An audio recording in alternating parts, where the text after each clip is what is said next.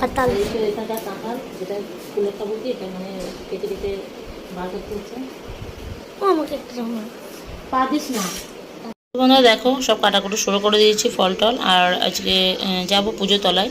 আর প্রচুর গরম, বাইরে এত রোদ্দুর হয়ে গেছে, প্রচুর গরম পড়ে গেছে।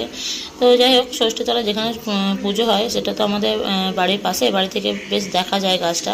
তো প্রচুর হাওয়া চলছে আর ওখানটায় সবসময়তেই মানে দেখে বোঝা যায় যে খুব ঠান্ডা থাকে। তো ষষ্ঠী তলা মানে একটু ঠান্ডা ঠান্ডা ভাব।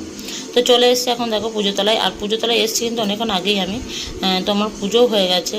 পুজো হয়ে যাওয়ার পর এখন যেগুলো করণীয় আর কি, যে সিঁদুর দেওয়া